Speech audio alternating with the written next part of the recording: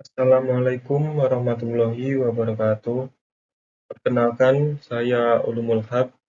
Di sini saya akan melanjutkan dari video yang sebelumnya, yaitu chapter 2, chapter 4, chapter 5, chapter 6, dan chapter 12. Berikut penjelasannya. Berikut adalah materi yang akan saya sampaikan pada video ini. Yang pertama, chapter 2, asal mula tanah dan butirannya. Chapter 4, plastisitas dan struktur tanah. Chapter 5, klasifikasi tanah. Chapter 6, pemadatan tanah. Dan yang terakhir, chapter 12, kekuatan geser tanah. Pada chapter 2 akan dibahas tentang asal mula tanah dan butirannya, mulai dari pembentukan tanah dan siklus batuan, jenis pelapukan, ukuran partikel tanah, dan analisis mekanik dari ukuran butir tanah. Tujuan memahami pembentukan tanah adalah untuk memahami bagaimana tanah terbentuk melalui proses pelapukan batuan. Proses ini menghasilkan berbagai jenis tanah dengan karakteristik fisik yang berbeda, bergantung pada ukuran dan komposisi mineral butiran tanah. Klasifikasi tanah berdasarkan ukuran butir. Tujuan berikutnya adalah untuk mengklasifikasikan tanah berdasarkan ukuran partikel-partikelnya, seperti kerikil, pasir, lanau, dan lempung. Setiap kategori memiliki gradasi yang unik, yang mempengaruhi kekuatan dan stabilitas tanah dalam mendukung beban struktural. Metode yang digunakan, yang pertama, pengujian saringan. Dilakukan untuk mengukur distribusi ukuran partikel tanah yang lebih besar dari 0,075 mm, seperti pasir dan kerikil. Tanah disaring melalui serangkaian saringan dengan ukuran lubang yang berbeda dan persentase tanah yang tertahan di setiap saringan. Klasifikasi sistem standar. Sistem klasifikasi tanah seperti Unified Soil Classification System atau USGS dan ASTO digunakan untuk mengkategorikan tanah berdasarkan ukuran dan plastisitas partikel. Uji kuat tekan dan geser. Pengujian kuat tekan bebas dan pengujian geser langsung dilakukan untuk menentukan nilai kohesi dan sudut geser dalam tanah. Hasil pada chapter 2 ini yaitu distribusi ukuran butir dan gradasi tanah. Grafik distribusi ukuran butir memberikan representasi visual dari komposisi partikel tanah. Distribusi ini menunjukkan apakah tanah memiliki gradasi yang baik, well grade, atau tidak, poorly grade, yang mempengaruhi daya dukung dan permeabilitas tanah. Karakteristik kekuatan tanah. Nilai kohesi dan sudut geser dalam diperoleh dari uji kuat tekan dan geser. Kohesi menggambarkan tarik antara partikel tanah, sedangkan sudut geser dalam menunjukkan kekuatan gesekan antar partikel. Kurva distribusi dan gradasi. Kurva distribusi ukuran butir mengidentifikasi parameter seperti CU dan CC. Parameter ini memberikan informasi tentang penyebaran ukuran partikel dalam tanah. Manfaat teoritis. Yang pertama, pemahaman dasar tanah. Data ini memberikan pemahaman yang mendalam tentang bagaimana distribusi ukuran butir dan gradasi mempengaruhi kekuatan dan perilaku mekanik tanah. Yang kedua, hubungan ukuran butir dengan daya dukung. Penelitian ini menunjukkan hubungan antara distribusi ukuran partikel dan kemampuan tanah untuk mendukung beban. Gradasi tanah mempengaruhi kohesi dan sudut geser dalam tanah, yang pada gilirannya mempengaruhi stabilitas lereng dan pondasi. Yang ketiga, pengembangan model geoteknik. Data distribusi ukuran butir, kekuatan geser, dan gravitasi spesifik berkontribusi pada pengembangan model prediktif untuk memahami perilaku tanah dalam berbagai kondisi lingkungan. Yang selanjutnya yaitu chapter 4. Pada chapter 4 membahas tentang plastisitas dan struktur tanah. Memahami bagaimana sifat fisik tanah, terutama tanah berbutil halus seperti lempung, dipengaruhi oleh kadar air dan struktur partikelnya. Tujuan liquid limit yaitu menentukan kadar air di mana tanah mulai menunjukkan sifat cair. Digunakan untuk menilai plastisitas dan konsistensi tanah lempung serta untuk klasifikasi tanah. Plastic limit menentukan kadar air di mana tanah mulai menunjukkan sifat plastis. Penting untuk mengetahui rentang plastisitas tanah. Plasticity index mengukur rentang kadar air di mana tanah menunjukkan sifat plastis, memberikan informasi tentang plastisitas relatif dan perubahan bentuk tanah.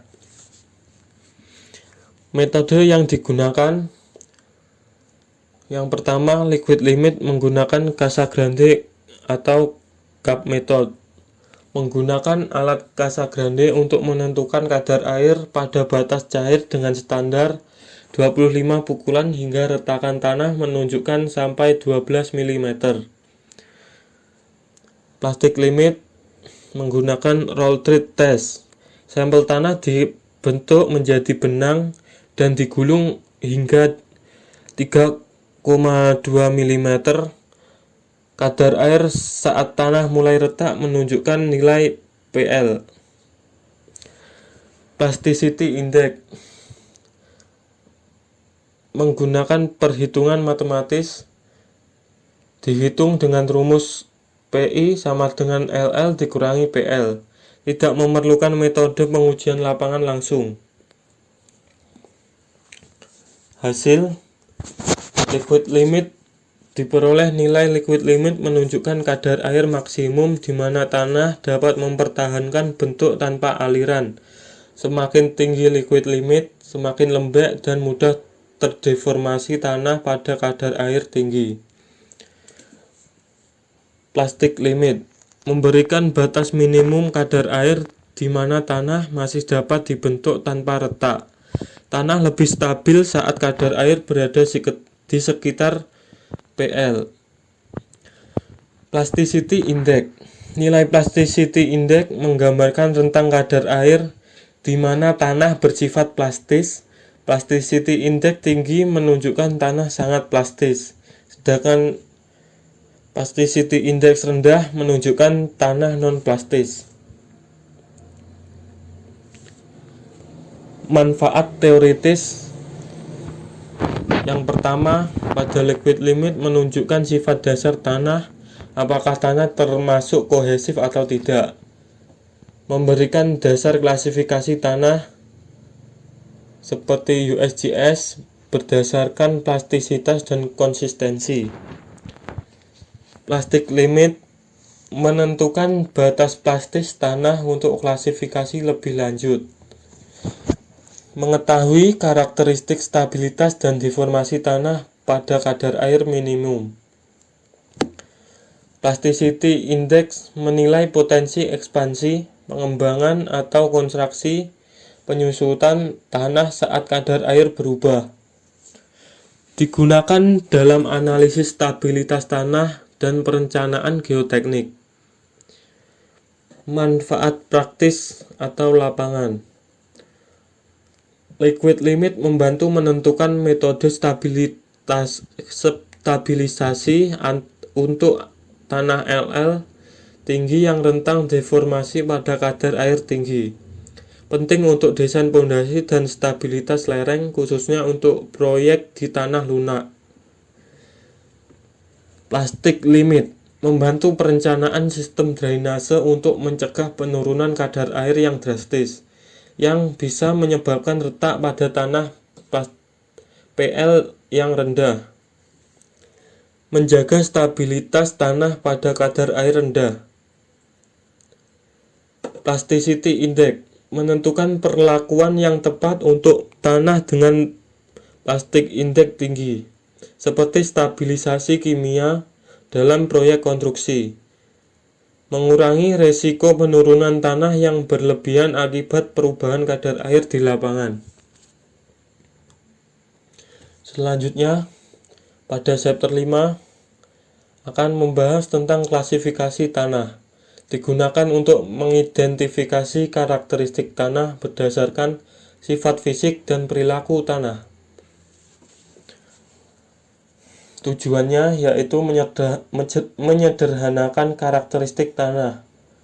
Klasifikasi tanah bertujuan untuk menyederhanakan penggambaran sifat fisik dan mekanis. Tanah yang memiliki karakteristik yang sangat bervariasi dapat dikelompokkan ke dalam kategori yang lebih mudah dipahami untuk keperluan analisis dan desain. Mengidentifikasi jenis tanah. Menilai jenis tanah berdasarkan tekstur, ukuran partikel, batas cair, indeks plastisitas, dan kohesi. Tujuan utama adalah untuk mengetahui apakah tanah tersebut termasuk kategori tanah kasar seperti kerikil dan pasir, atau tanah halus seperti silt dan lempung, serta kemampuannya untuk menahan beban atau menyerap air. Menentukan kesesuaian tanah untuk aplikasi rekayasa. Menilai apakah tanah tersebut cocok untuk digunakan dalam konstruksi seperti subgrade jalan, pondasi bangunan, dinding penahan tanah, atau aplikasi lainnya berdasarkan sifat mekanis dan fisiknya.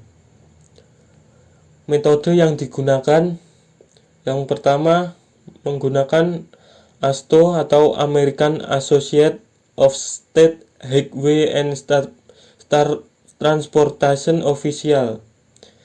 Tanah diklasifikasikan berdasarkan distribusi ukuran partikel dan plastisitasnya. AASHTO menggunakan saringan untuk mengelompokkan tanah sebagai granular A1 hingga A3 dan tanah halus A4 hingga A7 dengan penekanan pada kesesuaian tanah untuk subgrade jalan.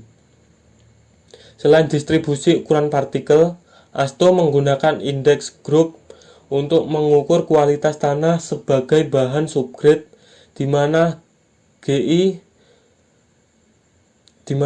rendah menunjukkan kualitas yang lebih baik. Tanah dengan GI lebih tinggi menunjukkan pengolahan lebih lanjut untuk digunakan dalam konstruksi jalan.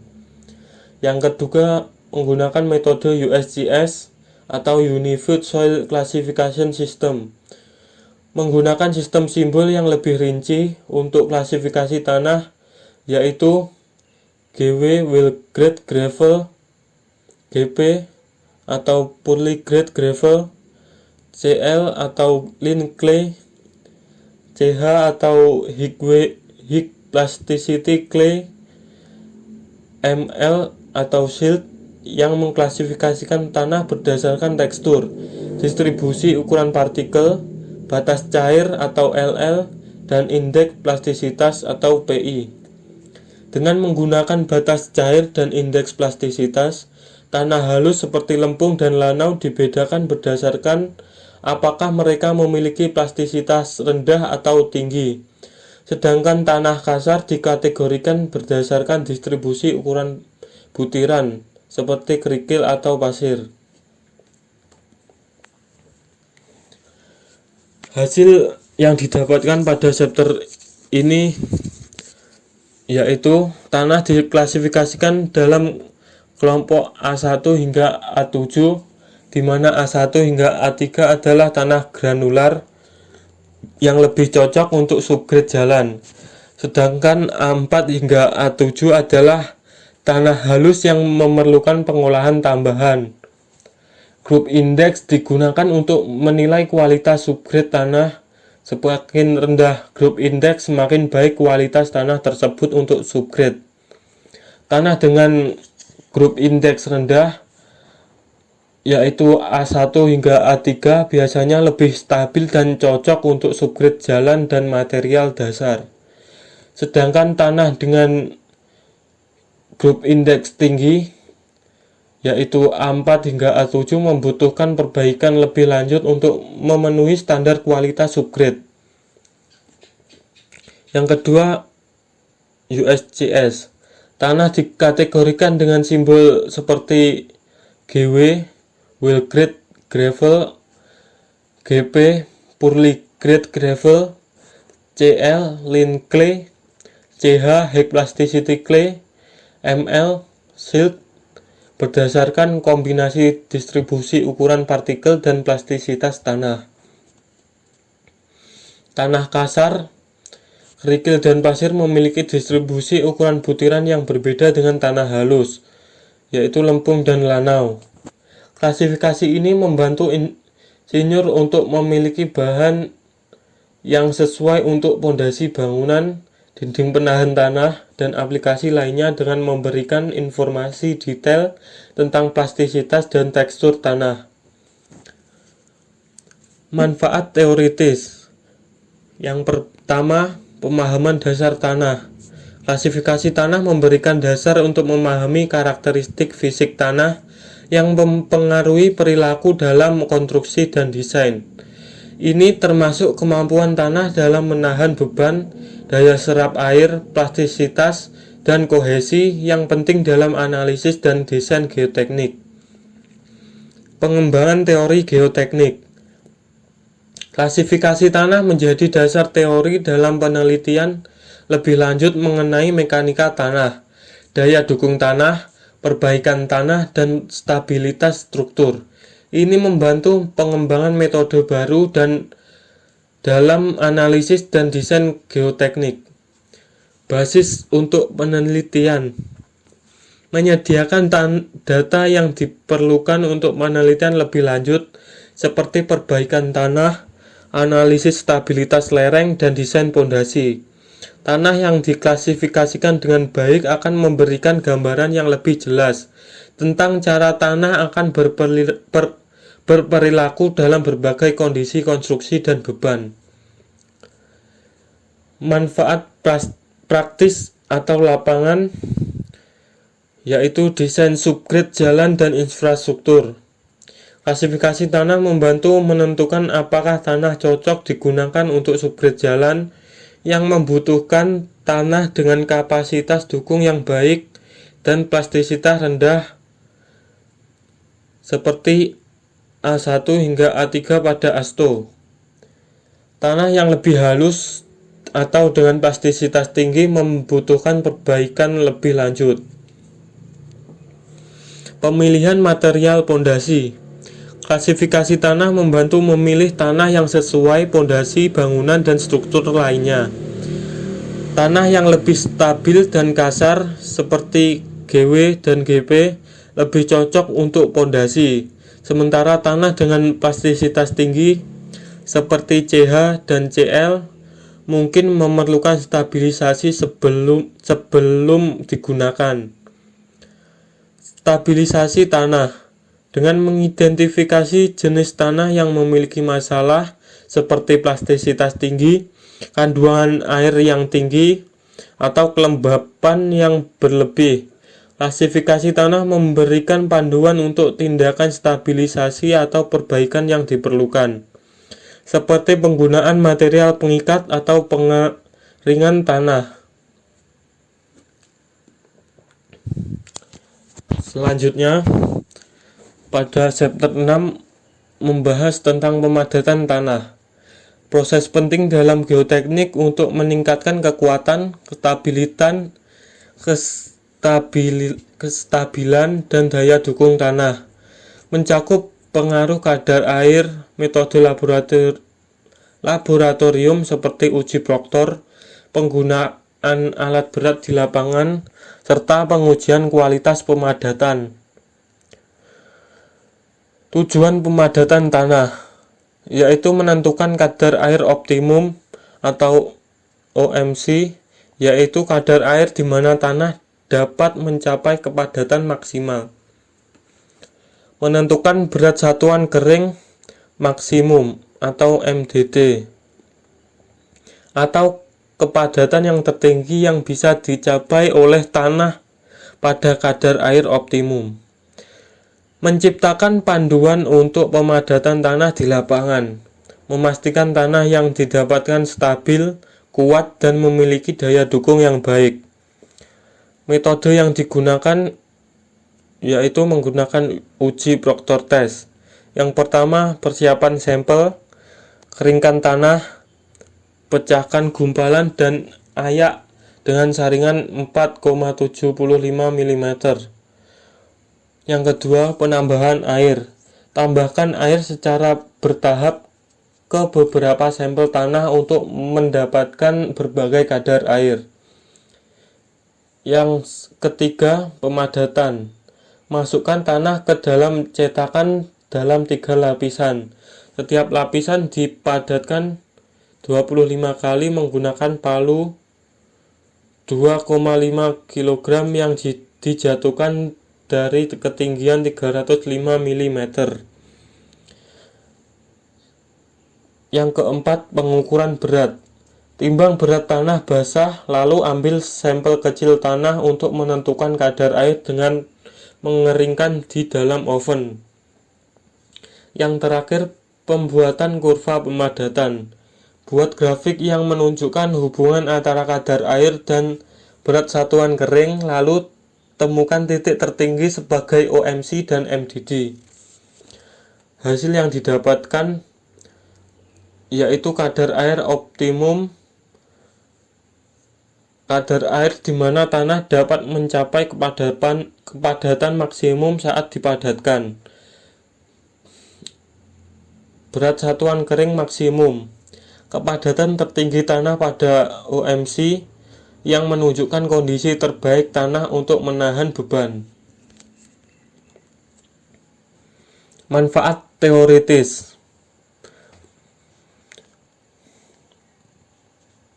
Memberikan pemahaman mendalam tentang perilaku tanah saat dipadatkan pada berbagai kadar air, penting dalam geoteknik. Mendukung teori stabilitas tanah dan memprediksi seberapa tahan tanah terhadap air dan tekanan. Dasar untuk pengembangan metode pemadatan yang lebih efektif, seperti modified Proctor test yang digunakan untuk proyek dengan kebutuhan kepadatan lebih tinggi. Menggambarkan bagaimana energi pemadatan dan kadar air mempengaruhi kekuatan tanah, penting dalam desain dan analisis pondasi. Manfaat praktis atau lapangan. Panduan pemadatan lapangan.